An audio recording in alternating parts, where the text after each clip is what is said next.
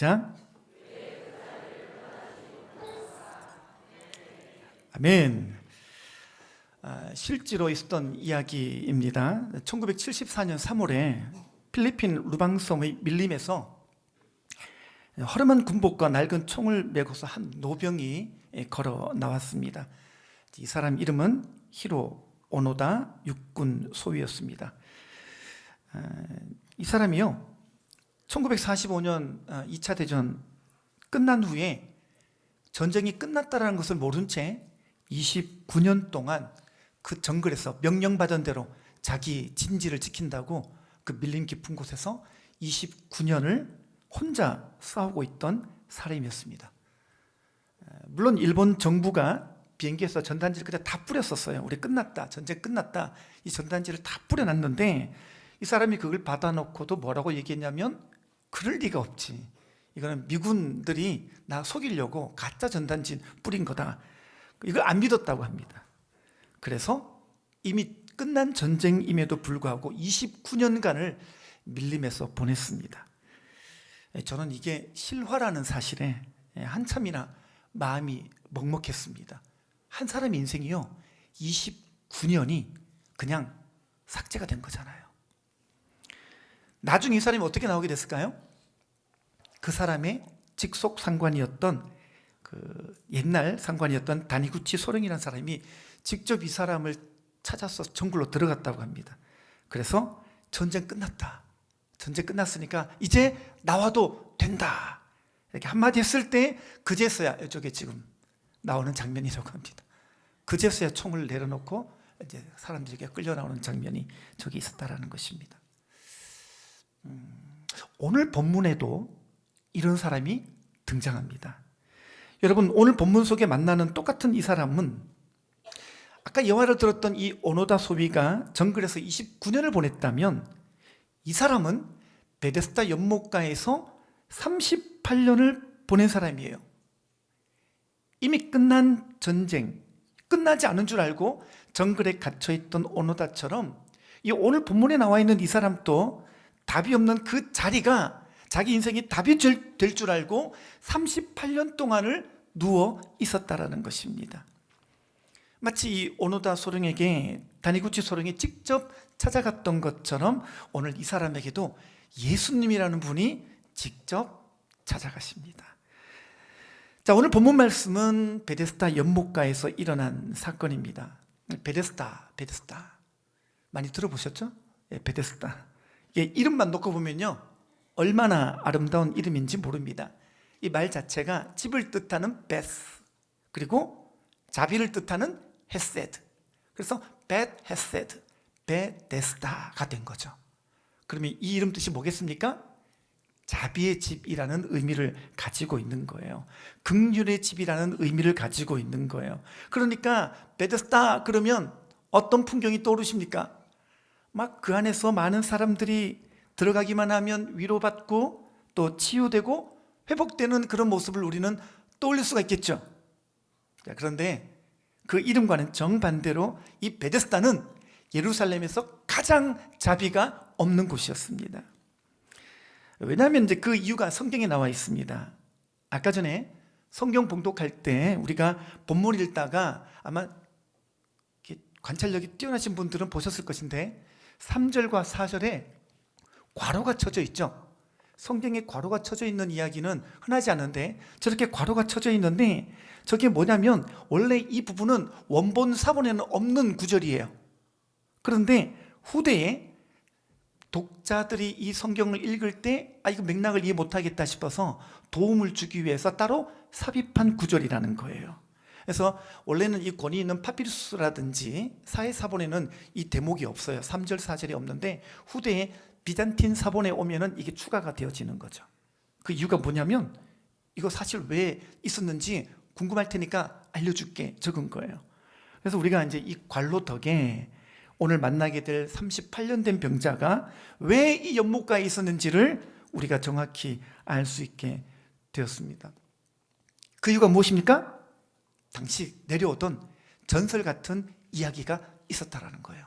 여러분 성경에도 전설 따라 삼천리 그거 있습니다.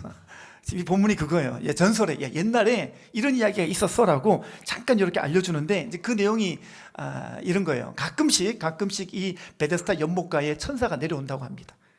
천사가 내려오면은 천사가 정말 할 일이 없죠. 가끔 오면은 하는 게 뭐냐면 이 물을 휘젓는 거예요. 물을 휘젓는 거예요. 그러면 이 물이 휘저어질 때 물이 이제 요동칠 거 아니겠어요? 그러면 물이 솟구치는 그 순간에 누구든지 간에 거기에 먼저 뛰어드는 사람은 어떤 병이든지 낫는다라는 그런 전설 따라 삼천리 그 이야기가 그 당시 있었다라는 거예요. 맞아요, 틀려요? 혹시 여러분도 그런 거 사모해가지고 어떤 막 무대 뛰어들거나 마장지 연못이 갑자기 솟구치면 그때 뛰어들 생각은 하지 마시길 바랍니다. 전혀 그것과 무관합니다.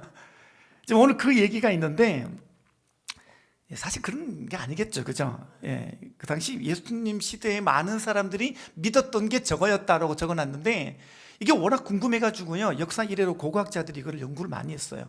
제가 기록을 보니까 100년 가까이 연구를 했는데 1962년도에 어떤 고고학자들이 그 원인을 밝혀냈어요. 이걸 땅을 파고 막 해보니까 연못이 상부가 있고 하부가 있는 거예요. 근데 이 연못이 연결이 되어 있는데 이게 상부에 있던 물이 하부로 흘러 들어올 때 하부에 있는 이 연못이 수면이 솟아오르는 현상이 있었다는 거예요. 저 그림처럼. 저거를 1962년경에 고고학자들이 발견한 거죠. 그러니까 이거는 천사가 휘저어가지고 된 게 아니라 천사가 이렇게 아주 이렇게 막 팔을 막 흔들어가지고 된 게 아니라 이게 원래 그냥 이렇게 일어난 자연 현상인데 이제 사람들은 그 당시에 천사가 그랬을 것이다 라고 믿었다라는 것이죠. 자, 그러면 이 베데스다는 중요한 규칙이 하나 생겨나겠죠? 아주 무서운 규칙입니다. 자, 이 규칙은 이거예요. 맨 먼저 뛰어드는 사람, 오직 1등만 사는 거예요. 그렇죠? 이거 완전히 현대판 오징어 게임 같습니다. 이거는요, 그때부터는 물이 동하기만 하면은 전부 다 이제 100m 달리기 하는 것처럼 막 뛰어가야 되는데 한 발짝도 늦으면 안 됩니다. 아무리 절박한 사람이 나보다 더 오랜 병을 갖고 나보다 더 중한 병을 갖고 있는 사람이라 하더라도 물이 동하는 순간 내가 그 사람을 발로 차고 들어가야 돼요. 그 사람을 밟고 들어가든지 그래야 내가 사는 거잖아요. 물이 동하기 전만 해도 함께 처지를 나누며 아이고 안 됐다 어떡하니 이러다가도 물이 솟구치는 순간 동정심은 다 사라지고 모두가 적이 되는 거예요. 상상을 해보면 이 베데스다라는 곳이 얼마나 무자비한 곳인가. 이름은 자비의 집인데 자비가 하나도 없어요. 이름은 긍휼의 집인데 긍휼이 하나도 없다라는 거예요. 그런데 이 베데스다가 주는 아주 치명적인 비극이 따로 있었습니다. 뭐냐면 결정적인 거죠. 이 연못은 치유 능력이 0%예요. 아무리 생각해봐도 그죠. 저 물을 저기 동할 때 들어간다고 병이 낫겠느냐라는 거예요. 모르겠습니다. 저게 온천수라면 무조건 낫겠죠. 무조건 낫겠지만 저게 어떻게 들어갔다고 나온다고 낫겠습니까? 그 전설에 기댄 헛된 소망 가운데 사람들이 가면 갈수록 절망하는 곳이 베데스다가 아니었겠습니까? 그러니까 절대로 나올 수가 없는 곳인데 사람들은 소문이 꼬리를 무니까 아픈 사람은 다 모여드는 거예요. 그리고 이곳에 있는 사람들은요 결코 떠날 수가 없는 겁니다. 왜요? 이미 이 베데스다라고 하는 그 신화, 이 베데스다라는 곳의 그 거짓 소망에 이미 마음이 다 중독된 상태이기 때문에 그렇습니다. 딱 보다가 보니까 누가 먼저 탁 뛰어들어갔습니다. 딱 나올 때 보니까 여전히 쩔뚝쩔뚝 그러고 나오는 거예요. 그럼 이 사람들은 어떻게 생각할까요? 아, 이번에는 천사가 아니었나 보다. 다음엔 천사가 꼭 그렇게 해줄 거야. 야, 내가 이번에 저 사람보다 먼저 들어갈 수 있었는데 야, 다음엔 꼭 내가 들어갈 수 있을 거야. 그러니까 누구나 다 이런 헛된 이 거짓 소망에 딱 사로잡힌 채 거짓 소망뿐만 아니라 헛된 기대로 이 절망의 자리를 결코 떠날 수가 없는 곳이 이 베데스다였어요. 그런데 이보다 더 깊은 또 슬픔이 있습니다. 이 연못이 있는 위치가 어디냐면요, 양문과 성전 사이에 이 베데스다 못이 있었다라는 거예요. 그러면 양문을 지나서 있는 이 행각에 사람들이 모여서 누워 있는데 주위를 딱 돌아보면 뭐가 보이겠습니까? 여기 보니까 오늘 본문에도 명절이라고 적어놨거든요. 그러니까 명절이면 사람들이 얼마나 양문을 지나가지고 성전으로 들어가서 이 성전에 들어가서 은혜 받고 나오고 했겠습니까? 근데 이 사람들은요, 모세의 율법 오경에 의하면 부정한 자로 간주되었어요. 그러면 양문은 들어갔지만 성전에 들어갈 수 없는 자들이에요. 그러니까 이들의 위치가 어디냐면 성전에 들어갈 수도 없고 성문 밖에 나가서 자기 삶을 살 수도 없는 그 어중간한 자리에서 38년을 보내고 있는 거죠. 특별히 명절입니다. 순례객들은 기쁨에 들떠서 성전에 들어가가지고 은혜 받고 딱 나오는 모습을 이 사람들은 누워서만 보는 거예요.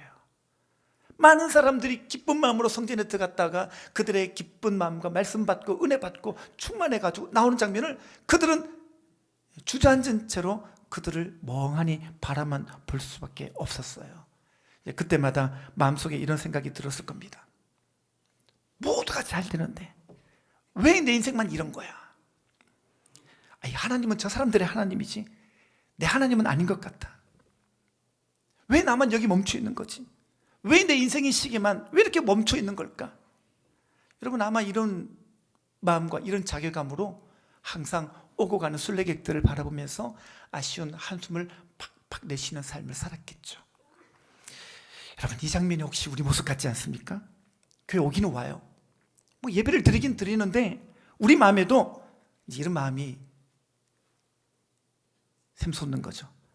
야, 목장 나눔 해보면 다른 사람들은 기도 응답 척척 받는데 왜 나는 기도실 가가지고 기도해도 내 기도는 허공에 뿌려지는 것만 같지? 아니, 예배 시간에 남들은 다 은혜 받고 눈물 흘리고 하는데 왜 내 인생은 여기 그대로인 것만 같지? 지금 보니까 남들은 다 앞으로 가는데 왜 나만 38년째 이렇게 같은 자리에 누워만 있는 것일까? 여러분, 이 38년 병자만 베데스다에 누워 있는 게 아니라 가만히 보면요, 우리도 신앙생활은 하는데 여기에 누워 있는 분들이 많으셔요. 다 지금 앉아 계시지만 영적으로 누워 계시는 분이 많습니다. 자, 오늘 설교 제목이 무엇입니까? 설교 제목 다 같이요. 시작. 왜 그 자리를 떠나지 못하는가? 설교 제목 잡느라고 참 고생 많이 했습니다. 내 자리를 들고 가라 1번 네가 있는 곳이 어디냐 2번 뭐 여러 가지 하다가 제 마음속에 주님이 오늘 우리에게 이 말씀으로 도전하시는 음성이 뭘까? 왜 그 자리를 떠나지 못하는가?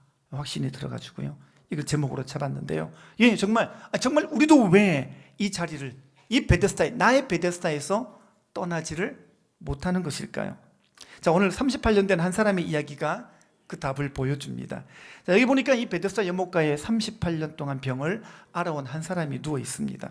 성경에는 그 사람이 이름이 있는가 봤더니 없어요. 그냥 이름 대신에 그 사람을 설명하는 단 한마디의 말이 있는데 그게 38년이에요. 이것만 기록되어 있어요. 무슨 말이에요? 이 사람은 이름보다도 오직 38년이라는 그 세월로만 기억되는 사람이라는 것이죠. 여러분, 38년입니다. 38년. 처음에는 소망이 있었겠죠? 함께 기도에는 가족도 있었을 것이고요, 도와주겠다던 그런 친구들도 있었을 거예요. 야, 물이 동하기만 하면 내가 금방 너 집어넣어 줄게. 옆에 아마 친구들이 같이 앉아있던 세월도 있긴 있었겠죠. 그런데 시간이 지나면서 하나 둘 떠나갑니다. 1년이 지나고 2년이 지나고 5년이 지나고 10년이 지나고 딱 보니까요, 곁에는 아무도 남아있지 않습니다. 20년 되었습니다. 30년 되었습니다. 그 세월이 지나면서 그 사람의 몸은 굳어가는 거예요.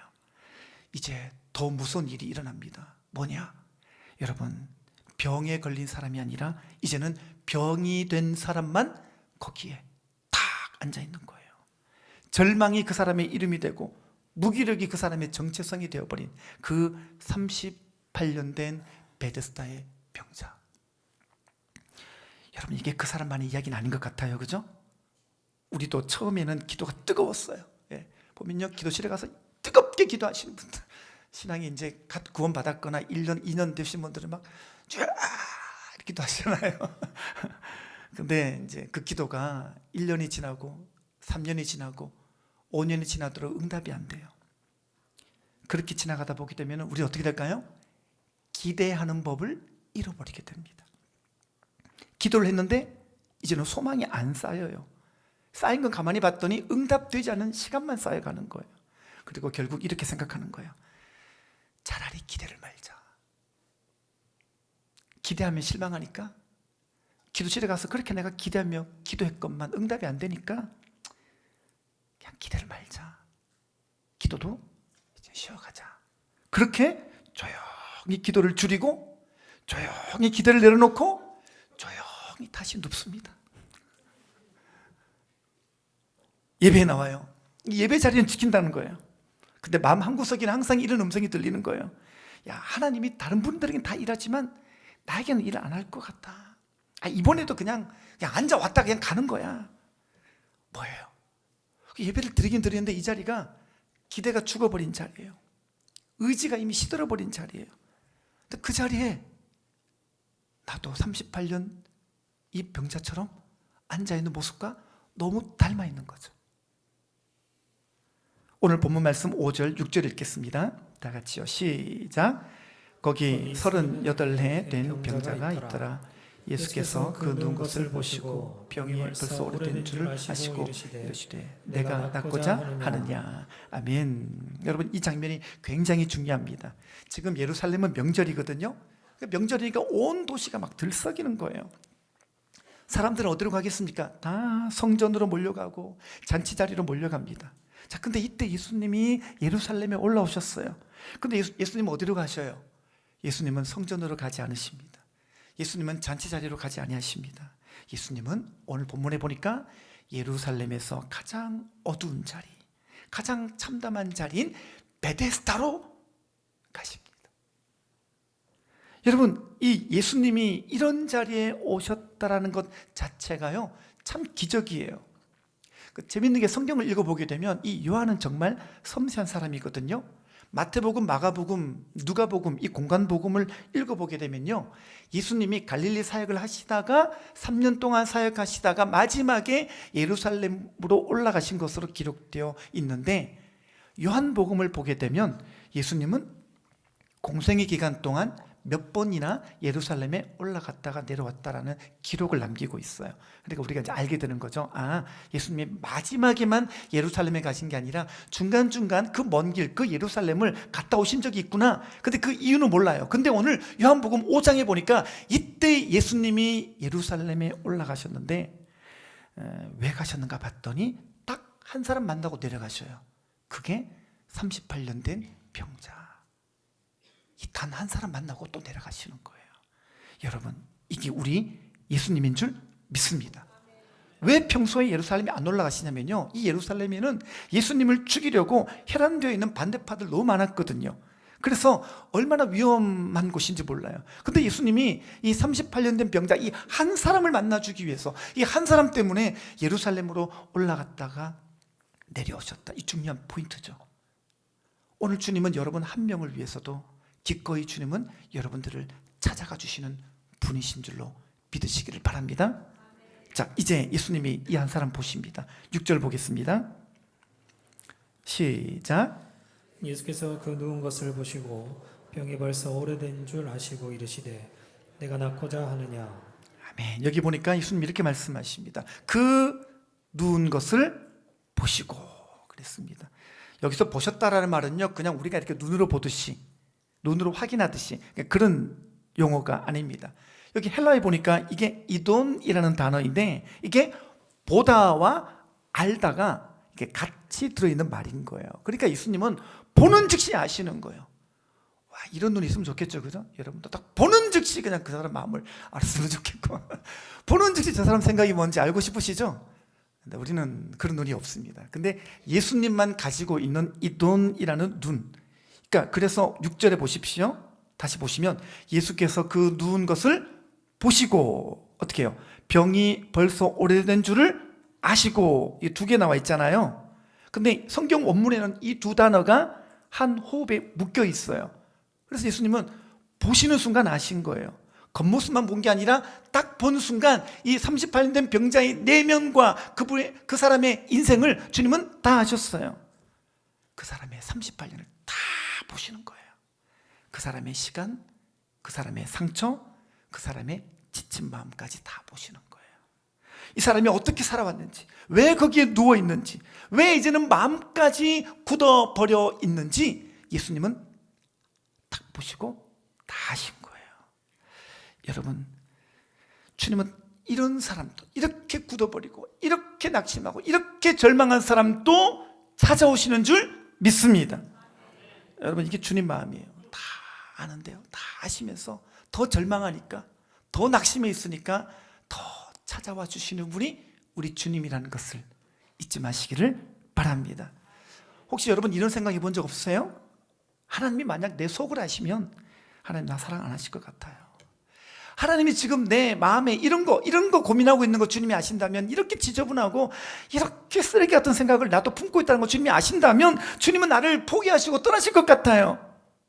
정말일까요? 아닙니다. 여러분, 오히려 그 반대입니다. 하나님은 여러분들의 내면을 몰라서 사랑하시는 게 아니에요. 여러분, 그런 내면을 갖고 있는 걸 아시기 때문에 주님은 여러분들을 사랑하시는 줄 믿습니다. 주님이 여러분들이 괜찮은 사람인 줄이어서가 아니라 우리가 못 일어나는 존재니까 주님은 오신 줄 믿습니다.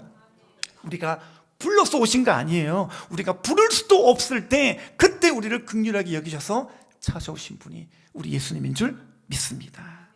자, 이 병자에게 주님이 물으십니다. 5장 6절입니다. 다 같이요. 시작. 내가 낫고자 하느냐? 주님이 이렇게 물으십니다. 네가 낫고자 하느냐? 여러분, 이게 참 이상한 질문이죠. 38년 동안 아팠던 사람한테 지금 뭐라고 묻는다고요? 낫고자 하느냐? 이것도 말이 안 되죠. 배가 고픈 사람한테 배고프시죠? 말이 안 되잖아요, 그죠? 당연한 건데 그렇게 물었다가는 뺨 맞겠죠. 너무 당연한 걸 물으시는 것 같은 이상한 질문. 여러분, 왜 예수님은 이렇게 물으신 걸까요? 저는 성경에 보니까 예수님은요, 말 한마디도 허투루 하시는 분이 아닌 걸 보게 되거든요. 그럼 예수님이 이 말 괜히 해본 말 아니잖아요.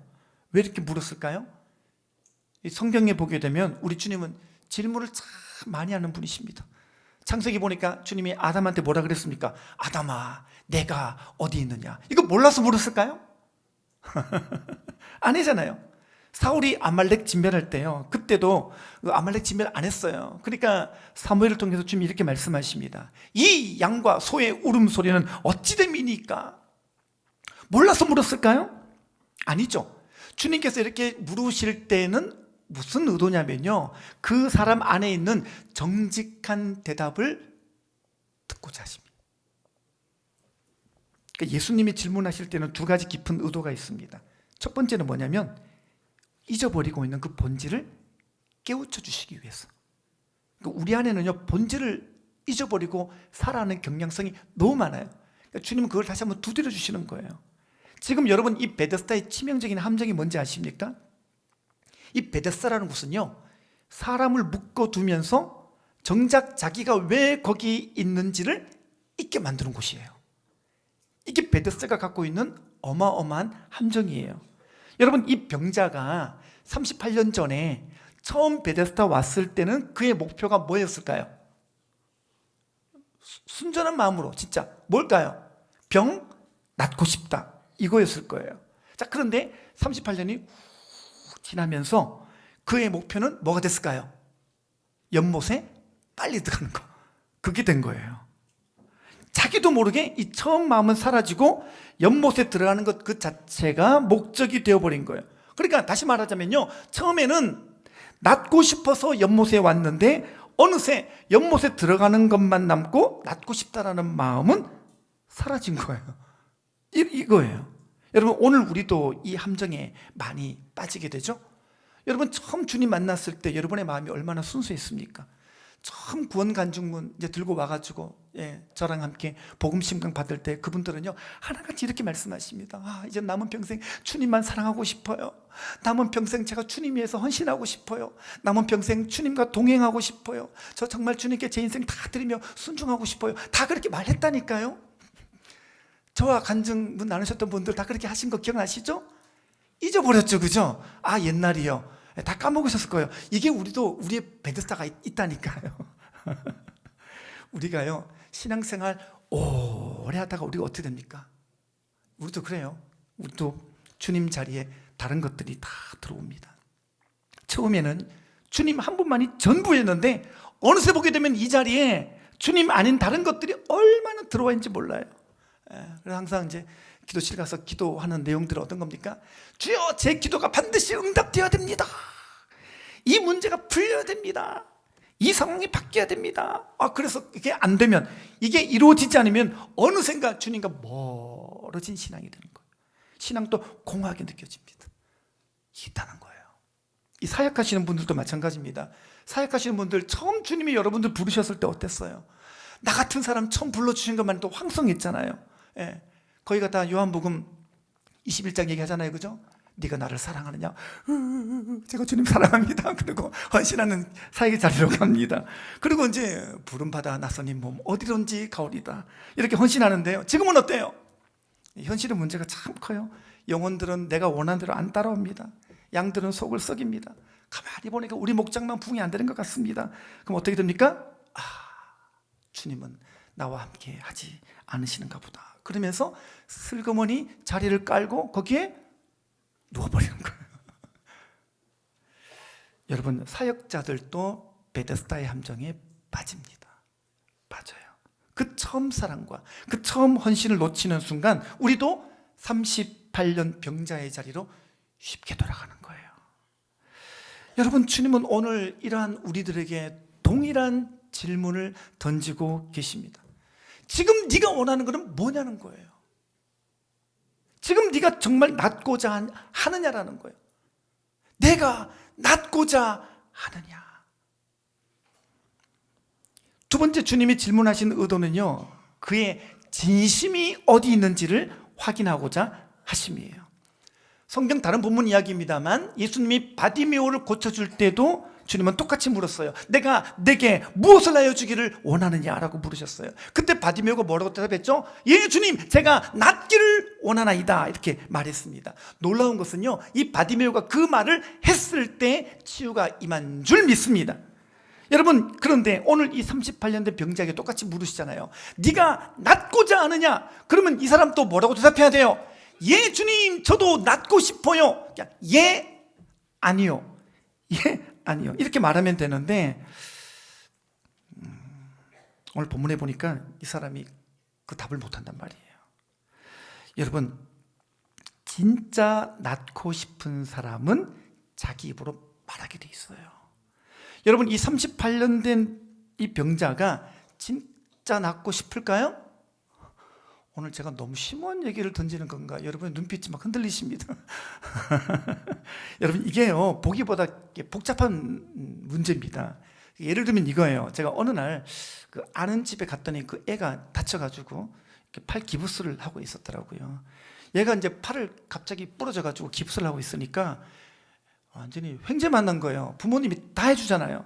밥도 떠먹여주고 옷도 입혀주고 학원에 안 가도 되고 완전 천국이 이런 천국이 없습니다. 다 이해해 주는 거예요. 그래 먹어라 옷 다 입혀줘. 학원 안 가도 돼.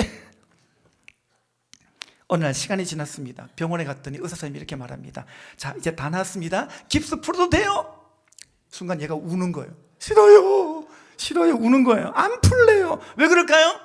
이제 깁스를 풀면 학원 또 가야 되고 아침에 일찍 일어나야 되고 옷도 지가 입어야 되고.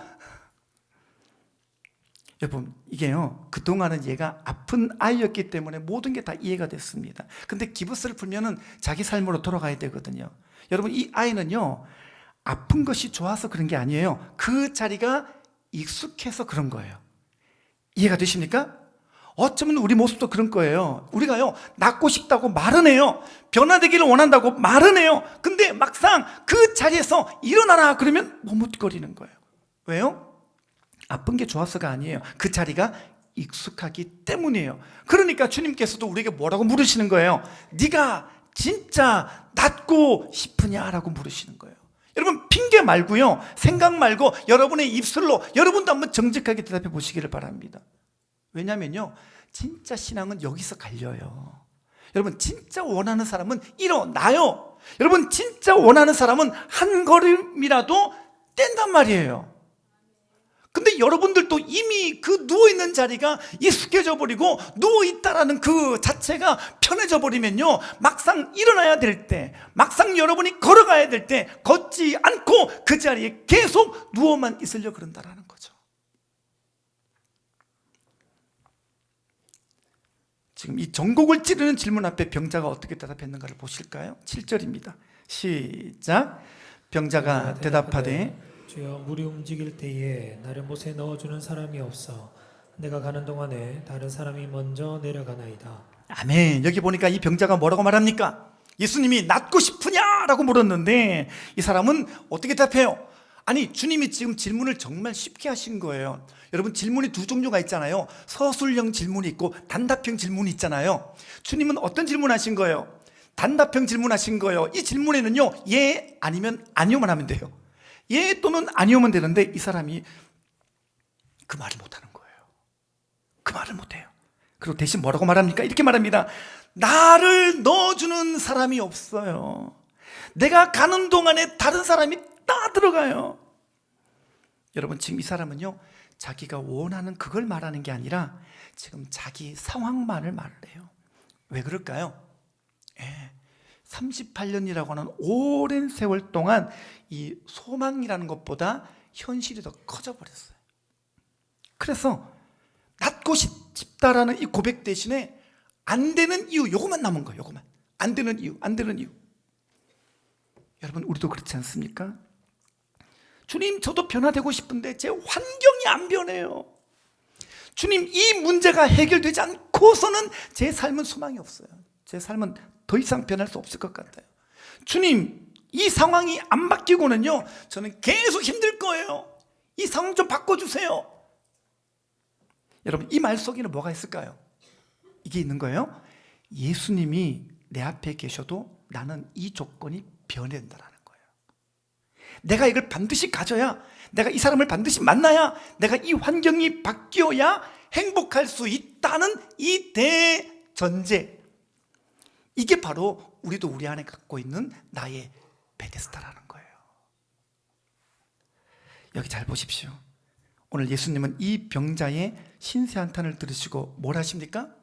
예수님 대답이 재밌습니다. 예수님은 구구절절 설명하지 않아요. 위로의 말을 덧붙이지 않아요. 동정하지도 않아요. 예수님은 짧고 단호하고 분명하게 이 세 가지 선포를 하십니다. 8절 읽겠습니다. 시작.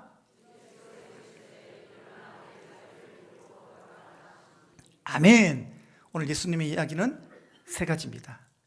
일어나라, 내 자리를 들라, 걸어가라. 일어나라, 내 자리를 들라, 걸어가라. 여러분, 이 세 가지가 오늘 우리들도 우리의 굳어진 영혼을 일으키는 생명의 말씀이 되는 줄 믿습니다. 여러분, 이 38년 된 병자가 예수님께 원했던 게 뭐였을까요?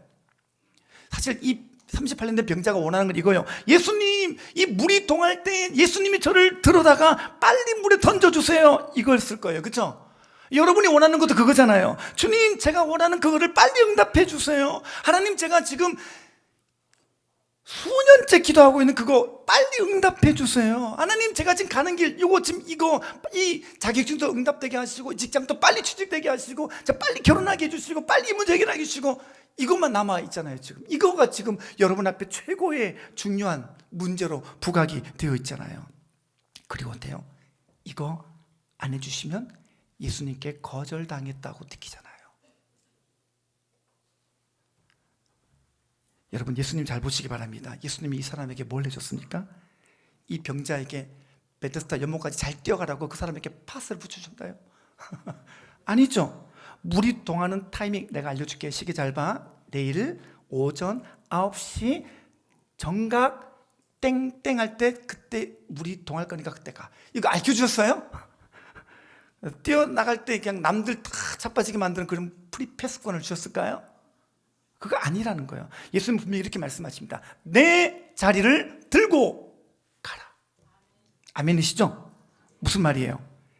네가 붙들고 있는 건 이 병이 낫는 거, 이 베데스다에 들어가는 거, 네가 이거를 좀 원하지만 내가 너에게 주려는 거는 너의 인생 전체란다. 주님은요, 단순히 그 사람의 병 낫는 것만 주님은 주려는 게 아니라 그의 인생 전체를 회복시키는 것이 주님의 마음이셨어요. 주님이 보시는 것은 몸 하나가 아니에요. 이 사람의 인생 전체인 거예요. 주님께는 이 사람이 그냥 병 낫는 것보다 이 사람의 인생이 다시 사는 게, 그게 예수님께는 더 중요하신 줄 믿습니다. 몸 한 번 낫는 게 중요한 게 아니라 이 사람의 인생이 통째로 살아나야 되는 거예요. 그래서 오늘 이 사람에게 주신 말씀은요, 명확합니다. 내 자리를 들고 걸어가라. 할렐루야. 내 자리를 들고 걸어가라. 예, 요거 한번 세 가지 나눠보겠습니다. 첫 번째가 뭡니까? 일어나라입니다. 일어나라. 여러분, 38년 동안 한 번도 써보지 못한 사람에게 예수님이 이렇게 말씀하시는 거예요. 일어나라. 여러분, 지금 이 사람의 근육이 다 굳어 있잖아요. 관절도 퇴화가 되어서 많이 뒤틀려 있겠죠? 어떻게 일어나요? 상식적으로 이거는 불가능한 이야기잖아요. 근데 이 명령이 가능한 이유가 있습니다. 그게 뭐냐면요, 이게 바로 예수님의 말씀이기 때문인 줄 믿습니다. 빛이 있으라 하시니 빛이 있었던 것처럼 주님이 말씀하실 때는 그 모든 말씀은 창조의 능력이 있는 줄 믿습니다. 여러분도 그거 믿으시나요? 여러분, 정말 말씀의 능력이 있음을 믿으십니까? 예, 오늘 본문에 결정적인 한 장면이 있어요. 이 사람이 진짜 일어섰다라는 거예요. 왜요? 예수님이 일어서라고 했을 때 그 말씀은 짧고 단호하지만 이 말씀 자체가 가진 힘이 창조력이거든요. 창조의 힘이거든요. 여러분, 그래서 여러분들이 항상 말씀을 붙들고 말씀에 순종할 때는 이 말씀이 어떤 말씀인가를 알고 움직이셔야 돼요. 그래서 말씀에 근거한 믿음에는 세 가지가 필요합니다. 첫 번째는요, 일단 움직이십시오. 자기를 의지하지 않는 사람은 시도조차 안 하거든요. 근데 이 말씀이 창조의 능력 있는 말씀이라는 걸 믿고 한 발이라도 떼보라는 거예요. 두 번째는요, 말씀에 의지하시길 바랍니다. 반드시 여러분, 말씀이 여러분들을 일으키는 줄 믿습니다. 세 번째는요, 직접 일어나십시오. 성경에 보니까 예수님이 그 사람을 부축해 줬다거나 그런 거 없어요. 직접 그 사람이 일어섰다고 말합니다. 이게 말씀에 근거한 믿음의 원리들이에요. 여러분, 오늘 봅니까? 예수님 믿으면서 누워있는 분들이 너무 많습니다. 끊임없이 그들은 자기의 과거 이야기를 합니다. 환경이 어떻고, 가정이 어떻고, 스펙이 어떻고, 나는 사람 복이 없고. 여러분, 예수님의 은혜가 이미 임했음에도 불구하고, 이미 우리 삶 가운데 믿음의 역사가 시작되었음에도 불구하고 나는 누워있는 거예요. 주님이 아무리 역사하시고 이 공간 가운데 지금 주님께서 아주 구름이 충만하듯이 임재해 계셔도 나는 누워있는 거예요. 여러분, 그런 우리에게 주님 동일한 말씀을 주시는 줄 믿습니다. 일어나라. 일어나라. 중요한 건 이거예요. 나를 보면 못 일어나요. 내 근육 보고, 내 환경 보고, 내 38년 보면요, 절대로 못 일어나죠. 근데 우리가 일어날 때는요, 내 보고 일어나는 게 아니라 예수님 보고 일어나는 거예요. 그분의 말씀이 나를 일으키는 줄 믿습니다. 그러려면 말씀을 붙들어야 됩니다. 이게 믿음이에요. 아멘입니까? 요한복음 앞장인 이 4장에는요, 왕의 신화 이야기가 나와요. 아들이 죽어가는데 빨리 예수님께 달려왔다는 말이에요. 그때 예수님이 뭐라고 말씀하십니까? 딱 보자마자 하시는 얘기가 이거예요. 가라, 네 아들이 살았느니라. 자, 그러면 뭐가 믿음인가요? 예, 아들이 살았음을 믿고 가는 거예요. 아직 보진 못했지만 그 말씀을 붙들고 가는 것, 그게 믿음인 줄 믿습니다. 그래서 우리의 신앙은 선 믿음 후 체험이에요. 아멘입니까? 따라서 하겠습니다. 선 믿음 후 체험. 반대잖아, 우린요. 그죠? 선 체험해야 나중에 믿어보겠습니다. 아닙니다. 믿음은 한 번도 그렇게 작동된 적이 없어요. 한 번도 믿음은 그렇게 역사한 적이 없어요. 누구에게나 먼저 말씀을 믿은 사람에게 주님은 놀라운 회복을, 놀라운 역사를 일으켜주신 줄 믿습니다. 오늘 우리 안에 선믿음 후체험의 신앙으로 다시 한번 무장되기를 바랍니다. 자, 예수님의 두 번째 말씀이 이거예요. 자리를 들라. 자리를 들라. 여러분, 왜 자리를 들라고 할까요? 이 자리가 곧 그 사람의 인생이었기 때문에 그렇습니다. 여러분, 이 자리는요, 그가 38년을 살아온 자리예요. 고통과 좌절과 무력함이 오랜 세월 동안 배어든 그 자리라는 거예요. 누워있는 게 너무 익숙해서 이제는 그게 자기 모습이 되어버린 자리입니다.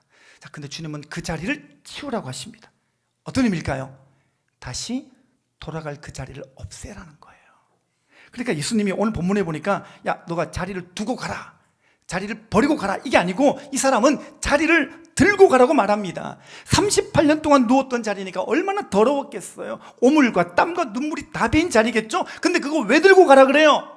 두고 가라 그래야 맞는 거 아닙니까? 근데 예수님의 생각은 다르다는 거예요. 여러분, 예수 그리스도로 변화된 사람에게는 과거의 실패와 아픔의 자리가 더 이상 수치가 아닌 줄 믿습니다. 이게요, 오히려 이 자리가 증거가 되고 내 인생이 다시 한번 재해석이 되는 줄 믿습니다. 잘 기억하시길 바랍니다. 여러분, 우리 인생은요, 재해석이 안 되면 반드시 우리는 그 자리를 다시 깔고 눕게 돼 있어요. 그러니까 여러분들의 그 모든 38년 된 자리를 오늘 말씀으로 다시 해석하고 들고 나아가 간증하는 자가 되시기를 바랍니다. 그렇게 은혜 안에서 재해석된 상처는요, 반드시 누군가를 살리는 간증이 될 줄 믿습니다. 세 번째는 걸어가라고 말씀하십니다. 걸어가라.